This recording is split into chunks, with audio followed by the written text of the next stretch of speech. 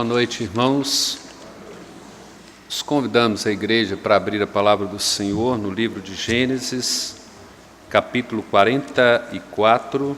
Nós faremos a leitura do versículo 14 até o versículo de número 34. Nós vamos fazer essa leitura de forma responsiva. E chegou Judá com seus irmãos à casa de José. Este ainda estava ali, e prostraram-se em terra diante dele.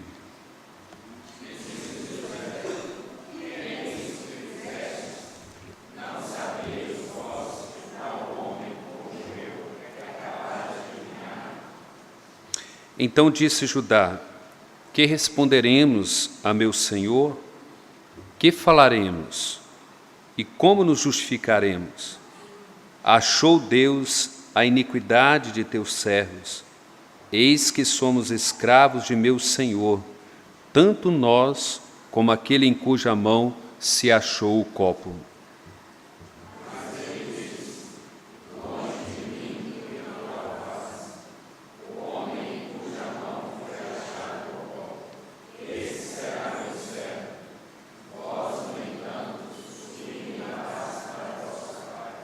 Então Judá se aproximou dele e disse: Ah, Senhor meu, rogo-te que permite que teu servo diga uma palavra aos ouvidos do meu senhor, e não se acenda a tua ira contra o teu servo, porque tu és como o próprio Faraó.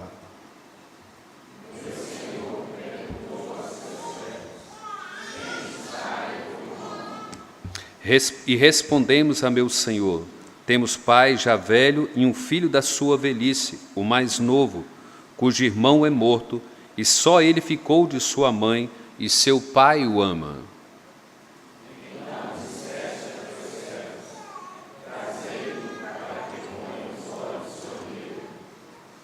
Respondemos ao meu senhor: o moço não pode deixar o pai. Se deixar o pai, este morrerá.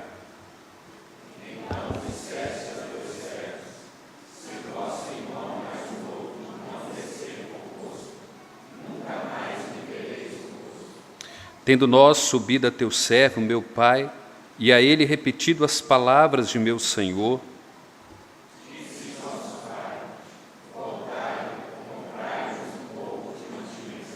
nós respondemos: não podemos descer, mas se o nosso irmão mais moço for conosco, desceremos, pois não podemos ver a face do homem se este nosso irmão mais moço não estiver conosco.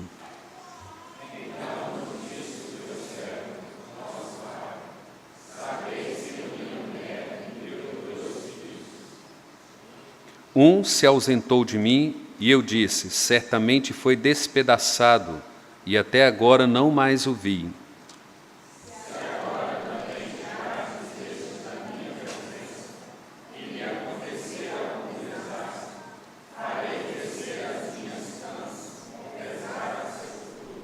Agora, pois, indo eu a teu servo, meu pai, e não indo o moço conosco, visto a sua alma estar ligada à alma dele, com a alma dele,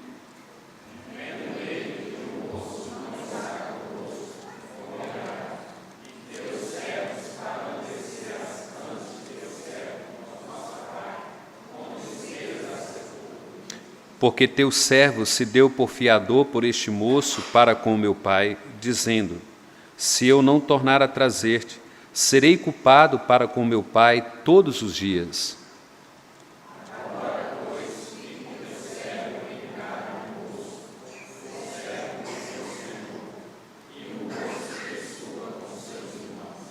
Porque como subirei eu a meu pai, se o moço não for comigo, para que não veja eu o mal que a meu pai sobrevirá? Vamos orar mais uma vez, rogando ao Senhor nesse instante.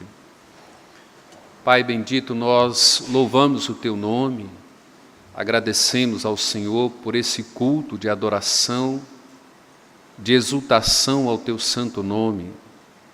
Agradecemos ao Senhor pela Tua palavra lida, e agora, Deus, carecemos da ação do Teu Espírito para a explicação desta palavra. Carecemos, ó Pai, de que Teu Espírito esteja sondando cada um desses corações aqui nesta noite.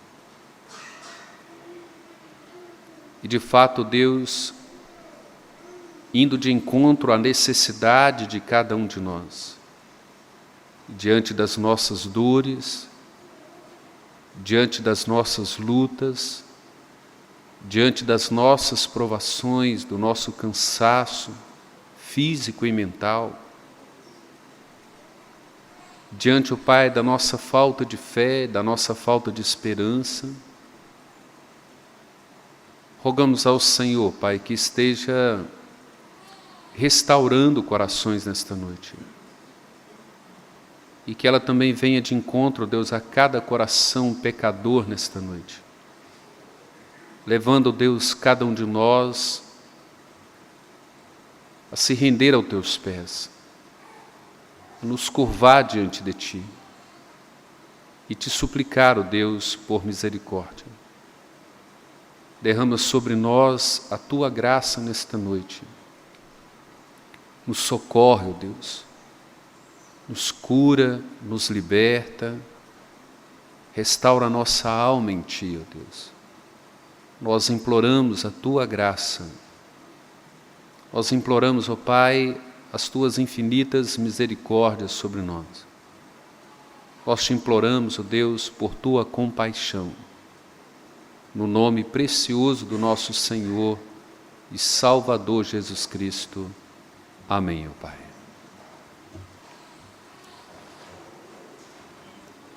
Irmãos, como que um ser pecador, um ser totalmente depravado, deveria se aproximar diante de Deus? Qual deveria ser a postura do ser humano que se encontra em pecado, caído, morto em seus delitos e pecados? Qual deveria ser a sua postura diante de Deus? E diante desta pergunta nós declaramos o seguinte: pecador só se achegue a Deus submisso, culpado e desprovido. Essa deveria ser a melhor maneira, a melhor forma de nos achegar à presença de Deus. Submisso à sua autoridade, culpado de todo o nosso pecado, de toda a nossa culpa, e totalmente desprovido de nós mesmos, para conclamar a misericórdia de Deus e a compaixão de Deus para conosco. Então esta é a declaração desta noite: pecador só se achegue a Deus submisso, culpado e desprovido de qualquer recurso para se justificar diante dele. E aí nós elaboramos 3 pontos, irmãos, para estudarmos nesta noite. Esse pecador precisa se aproximar ou se achegar diante de Deus em plena submissão à autoridade divina. Ele precisa entender quem é Deus, a sua autoridade, a sua soberania, a sua santidade, a sua justiça, a sua retidão. Segundo ponto, assumindo a sua culpa total. Não dê desculpas pelo seu pecado. Não culpe a ninguém por causa do seu pecado. Não providencie justificativas para você apresentar a Deus. Simplesmente olhe para si mesmo, para o seu coração e assuma toda a sua culpa. Tão somente minha culpa. Pequei contra ti somente fiz o que é mal. A culpa é toda minha. Este homem é você, Davi.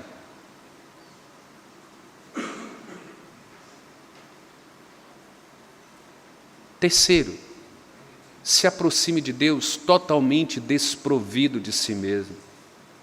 Não queira apresentar para Deus nenhuma justificativa.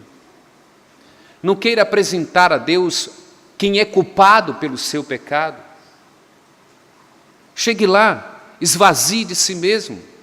Uma vez que você assume toda a sua culpa, chegue até Deus, declarando para Ele que você está totalmente pobre, nu e cego, totalmente desprovido, que é por isso que você está ali, clamando pela sua compaixão, por sua misericórdia em Cristo Jesus.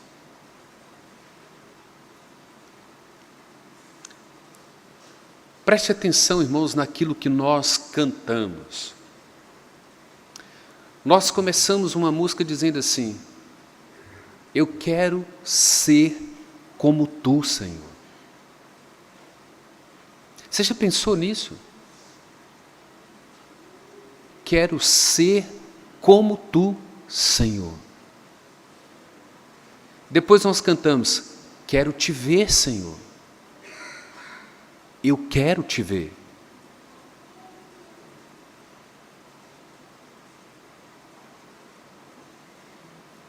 A última música te dá uma declaração de vitória da parte de Jesus, dizendo que de fato você pode ser igual a Deus e você pode de fato ver esse Deus.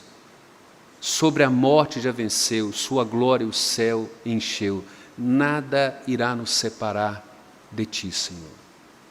Nada, absolutamente nada nos separa de ti.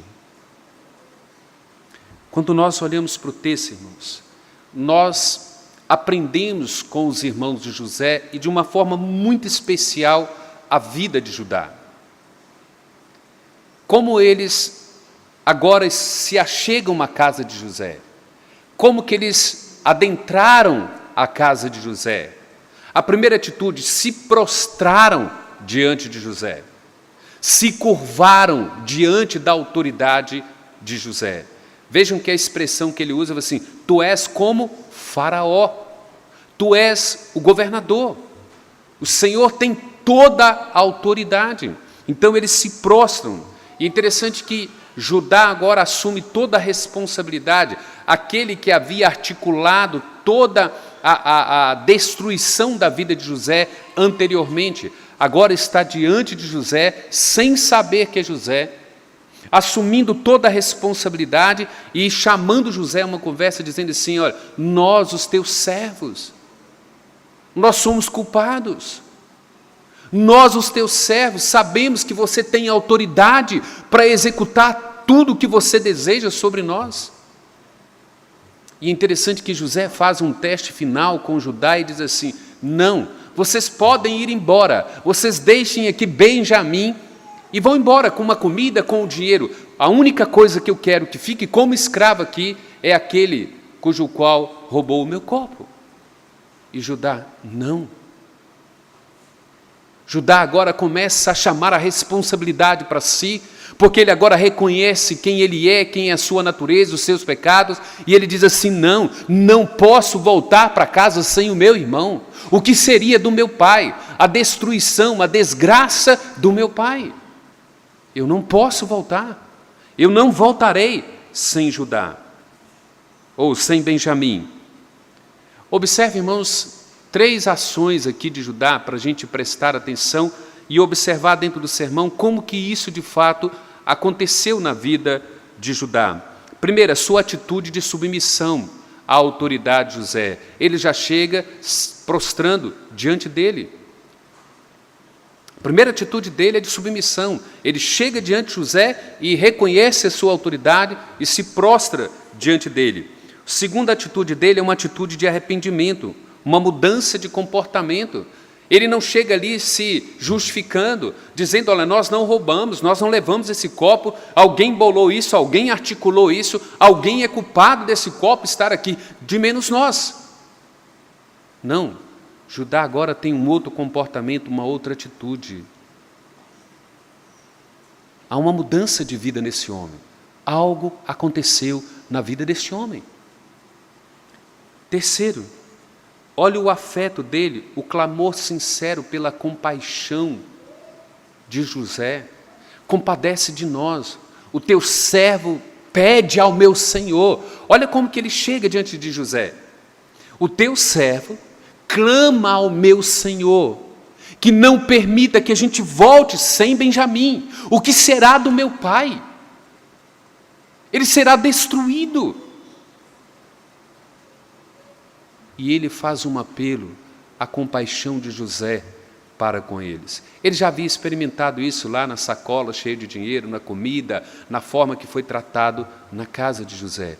E ele então faz esse clamor. Então, olha, atitude de submissão à autoridade, uma ação de arrependimento, de mudança de comportamento e um afeto, um clamor sincero pela compaixão, pela misericórdia de José. E o que a teologia aqui declara, então, diante dessas coisas? Esses três elementos nos mostram como pecadores devem se aproximar diante de um Deus santo, de um Deus soberano, submisso, completamente transformado, assumindo a própria culpa e, de fato, esvaziando de si mesmo e clamando por misericórdia. Essa deve ser a nossa postura diante de Deus. Cada um de nós deveria se aproximar de Deus dessa forma.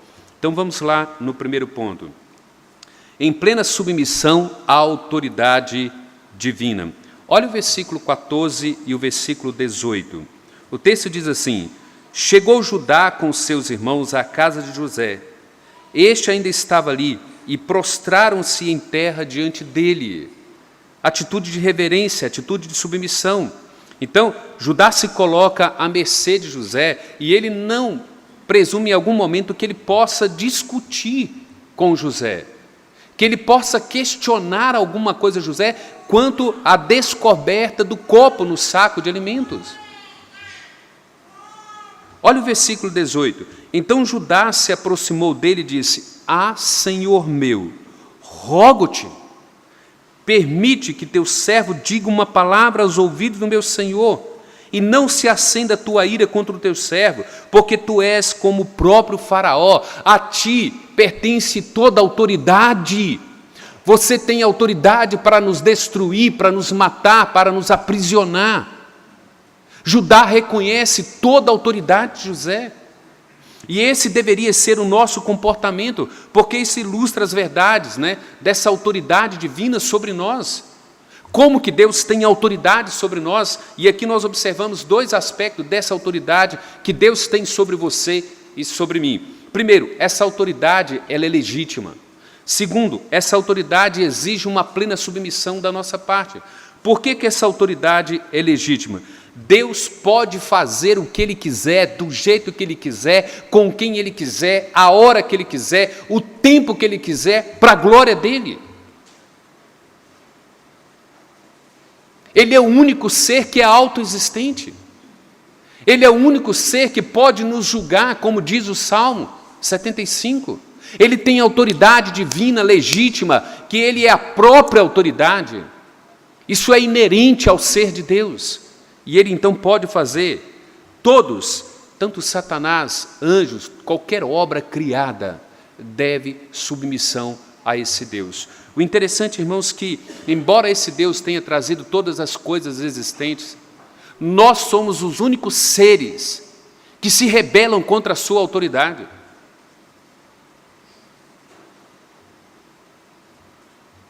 Nós nos rebelamos contra a autoridade de Deus. Deus diz assim: não faça nenhuma imagem de escultura para adoração. E o que o povo fez? Um bezerro de ouro. Deus é aquele que diz a você e a mim: não cobiçarás, não mentirás, não matarás. E nós fazemos assim mesmo. Nós não nos curvamos diante dessa autoridade divina que é legítima ao nosso Deus. Ele é o único que pode fazer o que Ele fez com Jó. Ele quis exibir a sua glória sobre Satanás. Ele queria mostrar para Satanás que Jó iria glorificá-lo, apesar de qualquer desgraça em sua vida. E Ele que determina todas aquelas coisas, é Ele que governa toda aquela situação e autoriza o diabo a fazer o que Ele fez com Jó. Porque Ele tem autoridade. Ele é o único soberano. E Ele pode fazer comigo e com você o que Ele quer, do jeito que Ele quer, o tempo que Ele quer. E isso, às vezes, irmãos, é doloroso. E às vezes nos incomoda, tira a nossa quietude, e nós não conseguimos glorificar a Deus e adorá-lo, mesmo sabendo que é Ele que está no controle de cada uma dessas coisas sobre a nossa vida. Não é fácil suportar a enfermidade na nossa vida. Não é fácil sentir dor. Não é fácil sofrer aflições. Nada disso é confortável. Mas nós precisamos entender que esse Deus tem autoridade legítima nele, que Ele pode fazer isso conosco, o tempo que Ele quiser, para a glória dEle. Isso é competência dEle. E diante dessa submissão, Judá nos mostra, irmãos, que é necessário que nós tenhamos uma submissão plena a Deus. Não é alguém que faz à base da pressão, não é alguém que faz porque não há outra opção, não é alguém que tolera a enfermidade porque não tem outra opção, não é alguém que tolera a dor porque não tem outra opção, mas é alguém que se submete a um Deus que controla soberanamente a sua vida e que Ele é imutável, que Ele controla todas as coisas conforme o conselho da sua vontade, conforme o seu propósito. Judá agora está diante de José, sem raiva, sem autojustificativa, não apresenta aqui nada. Ele poderia ter dito assim: José, você é injusto conosco, nós não roubamos esse copo, nós só queremos um tratamento justo, por que você nos trata justamente? Porque qual é a qualificação de Jó para que ele sofresse todas aquelas coisas? Jó, um homem íntegro, reto, temente a Deus e que se desviava do mal. Ele poderia ter dito para Deus: Deus, por quê? Por que que o Senhor me trata desta forma? Que injustiça eu cometi? Judá não faz esse argumento, não usa esse argumento, não levanta essas questões. Mas é assim, irmãos, que muitos de nós se aproximam de Deus. Por que, Deus? Por quê? Por qual razão, oh Deus? Me dê uma explicação, Deus. Me dê uma justificativa. Porque eu sofro, porque eu passo por isso, porque eu enfrento isso, porque eu sofro dano, porque eu sou injustiçado, porque eu sou ameaçado, porque eu tenho enfermidades, porque não tem cura, porque não há paz no meu coração. Por quê? Nós somos assim. Nós não conseguimos nos curvar diante desse Deus. Nosso irmão Hilton falou aqui na sexta-feira, essa dura cerviz do povo não se queda, não se curva diante de Deus, da soberania dEle, da autoridade que Ele tem sobre as nossas vidas.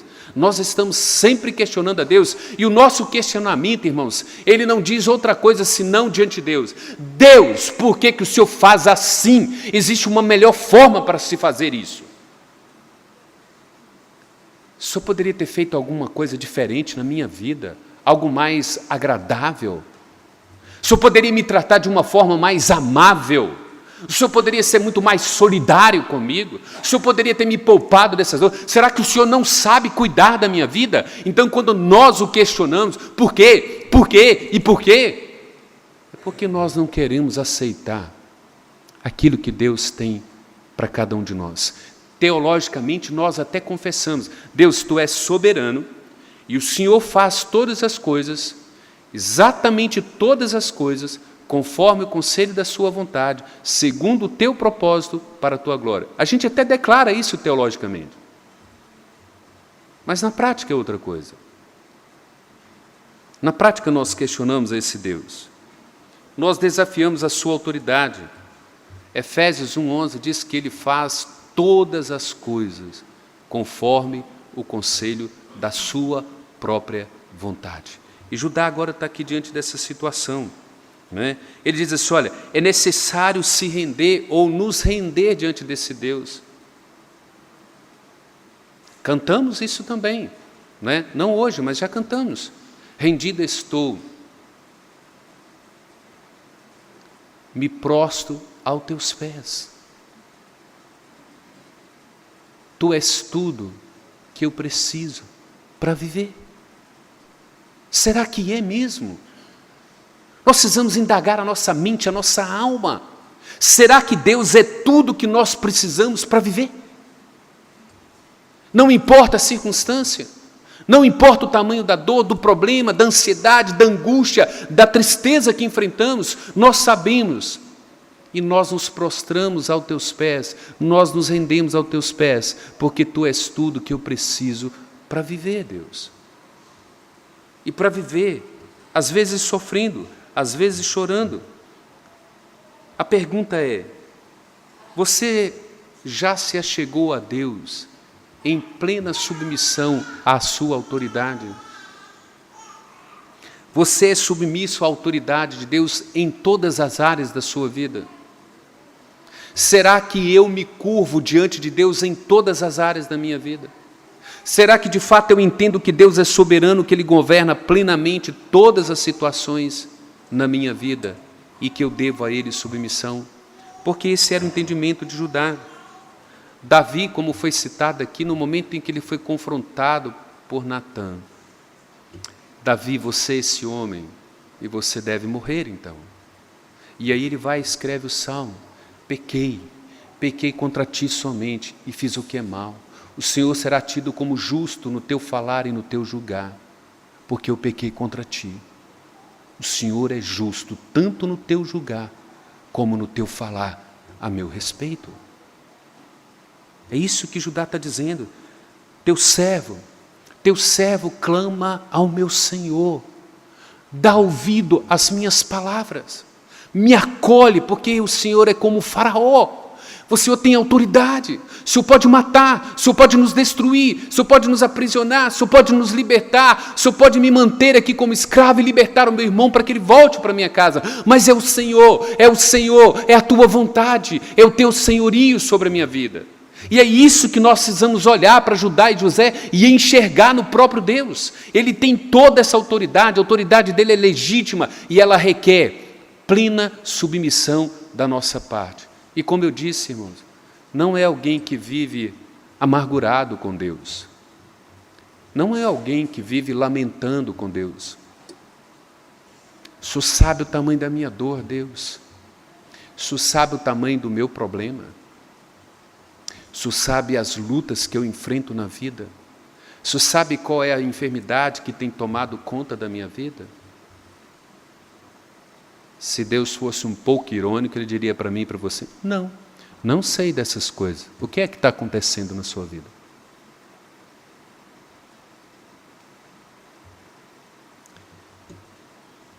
Segundo ponto, irmãos, assumindo a sua culpa total.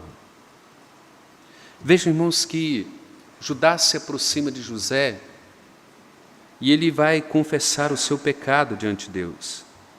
Ele, em momento algum, ele está aqui querendo inocentá-los. Quando ele se aproxima de José, quando ele se prostra diante de José, ele está aqui agora, de fato, disposto a encarar o pecado de frente, a assumir a própria culpa.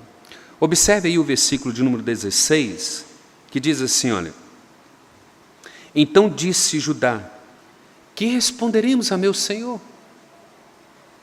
Que falaremos? E como nos justificaremos? Ele diz assim: alguém que assume o pecado não tem justificativa.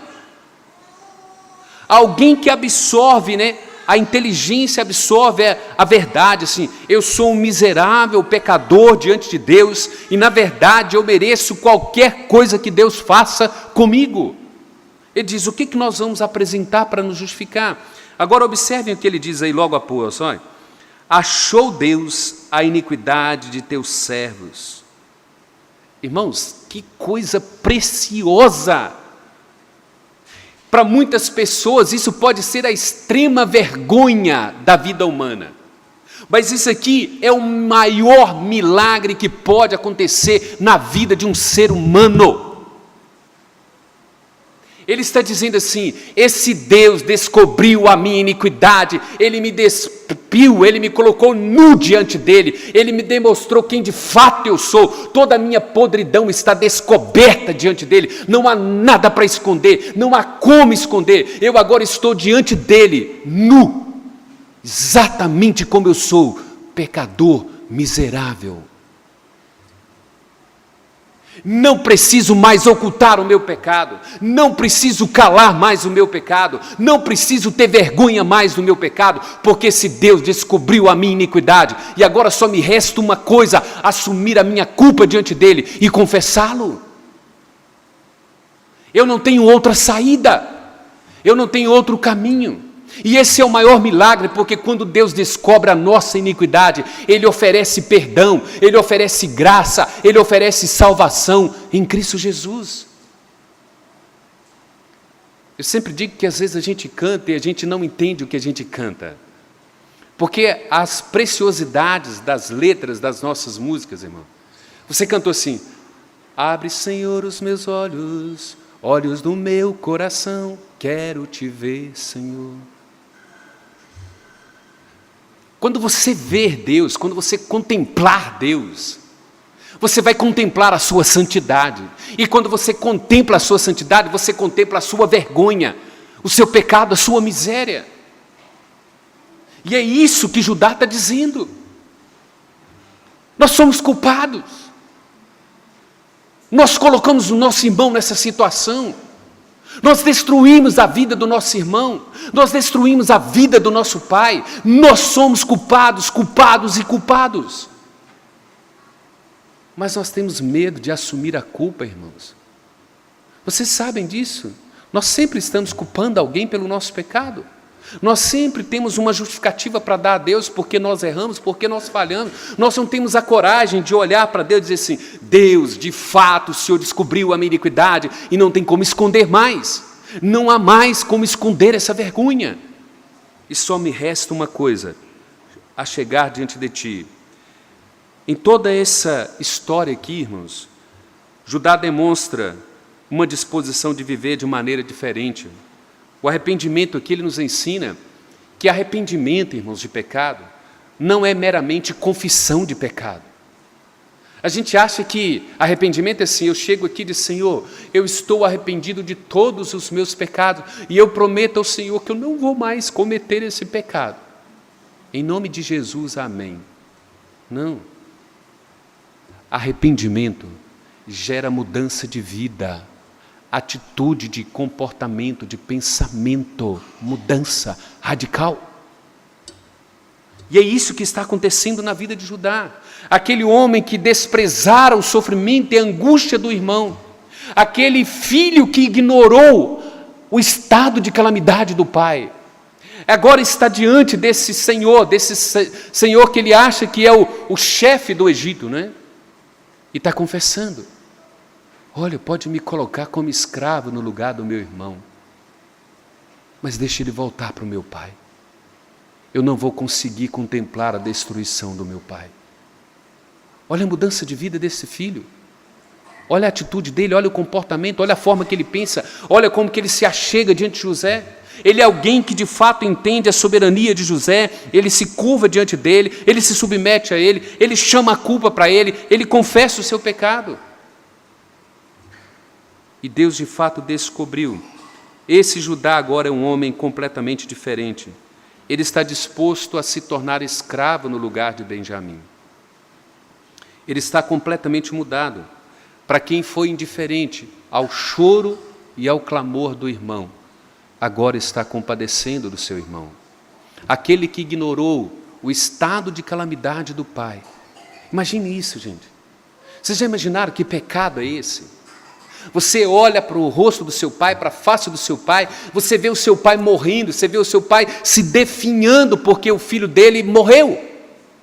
E você sabe que foi você quem tramou tudo isso, e você olha para o seu pai, e você contempla a tristeza do seu pai, a miséria do seu pai, e você continua em silêncio. Agora não. Agora ele está dizendo para o Senhor José: não, José, me coloque aqui como escravo. Eu ficarei aqui. Eu não sei o que pode me acontecer enquanto for escravo nessa terra, mas liberte o meu irmão, para que meu pai não adoeça, para que meu pai não morra, para que meu pai não sofra mais uma vez. Isso é mudança. É alguém que de fato encara, irmãos, o próprio pecado e a própria culpa. Então, vejam quais são as virtudes de um verdadeiro arrependimento na vida de Judá. Primeira coisa, ele não arruma autojustificativa. Você não vê Judá culpando ninguém mais. Ele não levanta culpa para mais ninguém. Ele não apresenta uma justificativa para José. Ele assume toda a responsabilidade. Ele assume toda a sua culpa. Ele está convencido de que ele é pecador, de que ele é miserável. E de que José, com toda a autoridade, poderia fazer o que quiser com ele. Segunda característica. Ele entendia que arrependimento exige mudança de vida. Olha agora a relação de Judá com Deus e a relação de Judá com seus irmãos e com José. Deus descobriu a nossa iniquidade. Ele estava declarando: Deus está em todas essas coisas. É Deus quem colocou aquele dinheiro lá no saco de alimentos. É Deus quem fez com que José nos tratasse dessa forma. É Deus quem nos trouxe para cá, para nos convencer de que de fato nós somos pecadores. E é interessante que quando há uma mudança no nosso relacionamento com Deus, há uma mudança também no nosso relacionamento com o próximo. Nós aprendemos a tratar as pessoas exatamente como Deus nos trata. Judá consegue contemplar a mão de Deus em todos esses aspectos. Observem que Judá agora já não tem mais aquela raiz de amargura no coração que ele tinha com o seu pai e com José, por ser o filho predileto. Judá já não está mais levantando essas questões. Ele está mostrando que quando Deus opera no nosso coração e gera uma mudança, sabe aqueles irmãos que nós até ontem carregávamos uma raiz de amargura com ele? Porque ele nos tratou mal, porque ele nos criticou, porque ele nos criou por algum problema, porque ele nos exortou, porque ele nos chamou a atenção, e a gente está com o coração carregado de mágoas, de raiz de amargura, de ressentimento, porque de fato aquele irmão nos feriu, de fato ele falou coisas que nos machucaram. Mas Judá está dizendo assim: eu sou o culpado. E eu não carrego mais raiz de amargura no meu coração. Você tem toda a autoridade, José. Liberta os meus irmãos e eu ficarei aqui no lugar deles. Como se ele estivesse dizendo assim: eu não carrego mais nada no meu coração, a não ser a minha própria culpa, a não ser o meu próprio pecado. Interessante, irmãos, que Judá não se queixa o que seria da vida dele ali para frente. Como que seria a vida dele dali para frente? Ele simplesmente se coloca à disposição. E é isso que um ser humano faz diante de Deus. Quando nós declaramos para Deus: Deus, o Senhor descobriu a minha iniquidade e eu sou pecador. E o Senhor tem toda a autoridade para fazer comigo o que Tu queres, do jeito que Tu queres, o tempo que Tu queres, para a glória do Senhor. E eu me curvo diante do Senhor. Terceiro ponto, irmãos. Um pecador precisa se chegar a Deus desprovido de si mesmo, clamando por sua compaixão. E essa é a terceira ação, e atitude de Judá.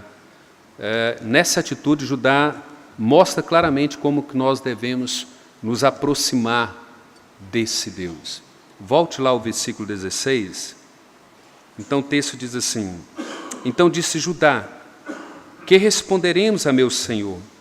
Que falaremos e como nos justificaremos? Achou Deus a iniquidade de teus servos. Eis que somos escravos do meu Senhor, tanto a nós como aquele em cuja mão se achou o copo. Vejam, irmãos, que Judá vai expressar para José a sua sinceridade, o seu reconhecimento de que ele era culpado. Observem lá no versículo 32 a 34.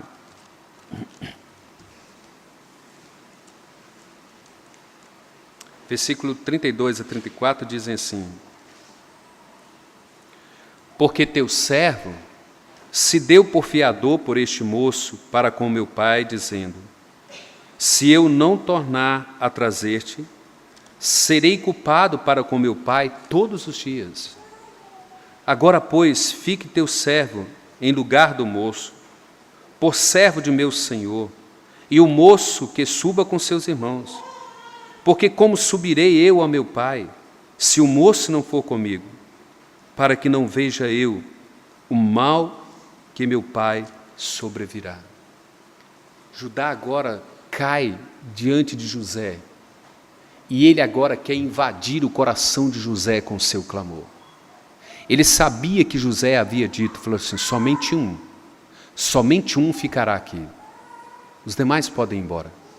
E ele então agora faz esse apelo clamando a José, dizendo que ele ficaria no lugar do seu irmão. Interessante que a partir do versículo 14 em diante, ele começa a conversar com José e vai explicar para José, dizendo assim, José, você lembra que você perguntou sobre o nosso pai, sobre o nosso irmão? Você lembra que você nos disse essas coisas? Você lembra que eu cheguei lá e falei para o meu pai, contei a história para o meu pai dessa forma? E o meu pai só deixou esse irmão vir, porque nós precisamos desse alimento, José. Lembra que nós estivemos na sua casa e você nos tratou com dignidade? Lembra que nós estivemos à sua mesa, você nos deu presente, você nos deu tudo de bom, e a esse que você quer prender, você deu 5 vezes mais, José. Lembra da tua misericórdia, da tua compaixão, José. Seja compassivo comigo, eu não posso deixar o meu irmão ficar aqui. Eu sou fiador dele, olhe para a minha responsabilidade, olhe o quanto eu sou responsável por esse jovem. E é interessante que ele, de fato, irmãos, se achega a José dessa forma. E essa deveria ser a forma que eu e você deveríamos nos aproximar de Deus. Senhor, olha para o meu estado de miséria, olha para o meu pecado, olha como eu estou desprovido, eu não tenho recurso, eu não tenho justificativa. De fato, o Senhor descobriu a minha iniquidade, o Senhor me colocou nu diante de Ti, e eu não tenho o que explicar para o Senhor, eu não tenho como justificar, eu não tenho como me defender. Ou a Tua misericórdia se compadece de mim, ou eu serei destruído.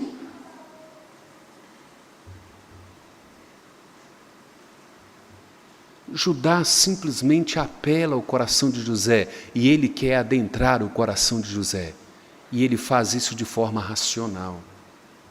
Ele usa todos os argumentos que José fez, ele traz à memória tudo que José fez. Embora Judá fosse culpado, ele estava ali porque Deus estava tratando com ele, por causa do seu pecado. Deus estava concedendo graça e misericórdia a Judá. E nós precisamos aprender alguma coisa aqui para nós, irmãos. Quando você de fato assume de que Deus descobriu a nossa iniquidade, que de fato Ele desvenda o nosso coração, a nossa nudez é colocada diante dEle, com cada pecado que pensamos, com cada pecado que falamos do nosso irmão, do nosso próximo, com cada ação maligna que nós fazemos, como que nós articulamos as coisas, como que nós criamos e bolamos contenda entre as pessoas, quando nós empurramos pessoas para ficarem com raivas de outras pessoas, como que nós articulamos os nossos grupinhos, os nossos partidarismos. E agora, quando Deus descobre a nossa iniquidade, nós precisamos fazer como Judá. Nós precisamos nos aproximar de Deus desprovido de tudo e começar a clamar por sua compaixão. Que compaixão, gente! Você precisa começar a trazer à sua memória o que Deus fez por você. Você precisa clamar a Deus com um argumento sólido, base bíblica, fundamentado na Escritura. É hora de nos quedar diante de Deus e começar a clamar, implorá-lo e rogá-lo. Deus, o Senhor, na sua infinita misericórdia, lá na eternidade, o Senhor decretou que enviaria o seu Filho à cruz. E de fato o teu Filho veio à cruz, e Ele suportou o meu pecado, Ele suportou a minha iniquidade, Ele levou sobre Ele todas as minhas transgressões. E a tua palavra diz que Ele levou sobre si a nossa iniquidade e que Ele suportou o castigo que era contra mim por causa dos meus pecados, por causa das minhas transgressões. A tua palavra diz que o Senhor nos amou de forma tal que enviou esse Filho para morrer por nós quando nós éramos pecadores. A tua palavra diz que se nós nos quedarmos diante de Ti, totalmente desprovido, confiando tão somente na Tua graça, no Teu grande amor por nós, nós seremos perdoados de cada um dos nossos pecados. A Tua palavra diz que, sendo rico em misericórdia, por causa do grande amor com que o Senhor nos amou, o Senhor nos deu vida juntamente com Cristo, o Senhor quitou toda a nossa dívida em Cristo. A Tua palavra diz mais, que o Senhor não nos trata segundo a nossa iniquidade, que que o Senhor nos libertou do império das trevas e nos transportou para o teu reino, que o Senhor nos trata segundo a sua graça, segundo a sua muita misericórdia. E é isso que Judá está fazendo diante de José, clamando ao coração dele pela compaixão, pela misericórdia. E agora, irmãos, quando nós estamos aqui diante de Deus, nu, despido, com toda a nossa iniquidade de pensamento, de palavra, de ações, de omissão, de contendas, de ciúmes, de inveja, de discórdia, de fofoca, nós estamos diante desse Deus Santo. E Judá nos chama para isso. Você precisa se aproximar diante desse Deus, com toda a sua mente, com todo o seu coração, dizendo para Ele: eu sou miserável pecador, eu estou nu, desprovido de qualquer recurso, e somente a Tua graça, somente a Tua graça, somente a Tua misericórdia, somente o Teu perdão restaura a minha vida em Cristo Jesus. Porque, irmãos, embora Judá estivesse fazendo isso para os seus irmãos, ele merecia ser condenado por causa do seu pecado. Mas Jesus Cristo fez o que fez por você e por mim, e ele não merecia ser condenado. Ele não merecia ser crucificado. Ele não merecia aquela ira, ele não merecia aquela condenação. Toda a ira que ele suportou, toda a condenação que ele suportou, foi por causa do seu pecado, por causa do meu pecado.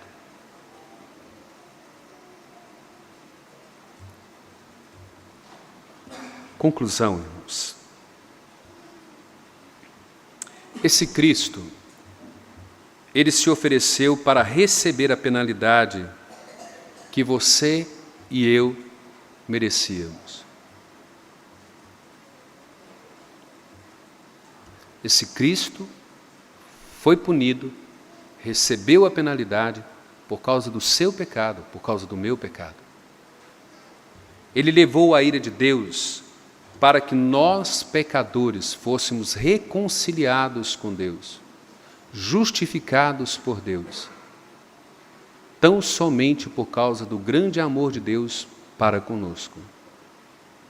Esse Cristo, que não devia nada, que não tinha culpa nenhuma, que não tinha pecado nenhum, ele suportou todas essas coisas por causa do nosso pecado.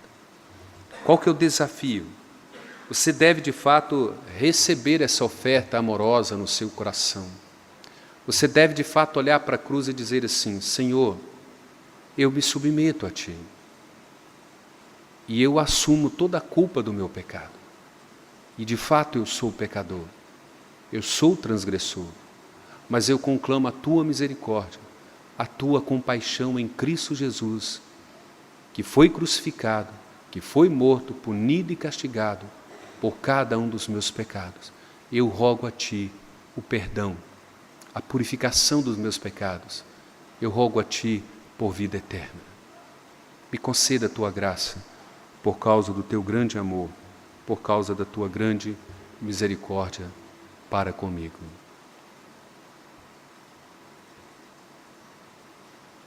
Eu sei, irmãos, que há irmãos dentre nós que lutam contra enfermidades, lutam contra problemas na família, às vezes situações difíceis, provações, como irmãos nossos, não é, que tiveram sua aposentadoria bloqueada, outros irmãos passando por outras necessidades. As lutas são as mais variadas possíveis. E a gente sabe que cada irmão enfrenta a sua luta, que cada irmão enfrenta a sua dificuldade. E, primeiramente, eu queria convidar cada um de vocês para vir à frente, para orar por você e rogar a misericórdia de Deus sobre a sua vida. Mas, acima de tudo isso, irmãos, nós deveríamos vir à frente para colocar o nosso pecado diante de Deus. Porque o maior milagre que Deus pode operar na vida do homem é de fato purificá-lo, perdoá-lo, declará-lo justo, para que ele viva uma eternidade com Deus.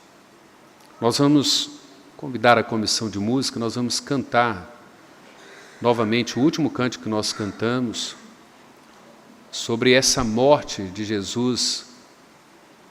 Ele venceu a cruz, ele venceu o pecado, ele venceu a miséria. E é isso que ele quer nos oferecer nessa noite: perdão, reconciliação, mas também colocar diante dele cada uma das nossas enfermidades, cada uma das nossas lutas, cada uma das nossas dores, cada uma de nossas provações. Nós convidamos a igreja a se colocar de pé e nós vamos orar encerrando. Senhor Deus, esta é a nossa declaração de fé diante de Ti, ó Pai. Veja como que, mesmo quando falho, mesmo quando nós falhamos, ó Deus, o Senhor nos acolhe, ó Deus. O Senhor nos acolhe, nos levanta, nos restaura. Por isso é que nós, ó Pai, o amamos e somos gratos a Ti. O Senhor conhece, ó Deus, a dor, a necessidade, a luta, o sofrimento que cada um desses irmãos aqui enfrenta, ó Pai. Nós queremos, de fato, Deus, por meio da Tua palavra, conclamar a Tua compaixão sobre cada um deles, ó Deus. São lutas, às vezes, incansáveis, ó Deus. Pedimos ao Senhor que restaure cada um deles, renove cada um deles. Revigore, ó Deus. Permita que eles possam contemplar, ó Deus, e ver a esperança em Ti. Que de fato o Senhor possa abrir os olhos do coração e eles possam Te ver, ó Deus. Aqueles que estão colocando cada pecado diante de Ti, ó Deus, purifica-os, restaura-os, ó Deus. Conceda a eles a graça do perdão, da vida eterna. Pai, sabemos que os dias são maus e são dias difíceis, ó Deus. E nós imploramos a Ti que estenda as Tuas mãos sobre cada uma dessas vidas. E o Senhor mesmo, por Tua graça e bondade, pastoreie o coração de cada um deles. Que eles possam experimentar o cuidado, a provisão, a cura, a sustentação, o suporte, a provisão necessária para a vida deles, ó Pai. Estende a Tua mão de misericórdia, Deus.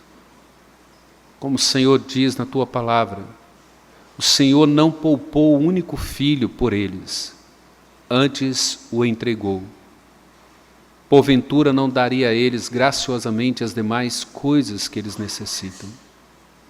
Tenha misericórdia de cada um deles em Cristo Jesus, ó Pai. Derrama sobre nós a Tua graça. Permita que possamos experimentar a presença real do Espírito Santo em nós, agindo, atuando, manifestando graça, bondade e misericórdia, e acolhendo cada uma dessas vidas, como o Paráclito, como aquele que consola, como aquele que assiste, como aquele que cuida, como aquele que pastoreia, como Supremo Pastor, ó Pai. Nós imploramos o Teu favor, nós imploramos a Tua misericórdia, ó Pai, em nome de nosso Senhor e Salvador Jesus Cristo. E que a graça de nosso Senhor e Salvador Jesus Cristo, que o amor do nosso Deus, Eterno Pai, Todo-Poderoso, que a comunhão e a consolação do Espírito Santo seja com cada um deles, seja com todos vós e com todo o povo de Deus espalhado sobre a face da terra, agora e para todo sempre. Amém, Senhor.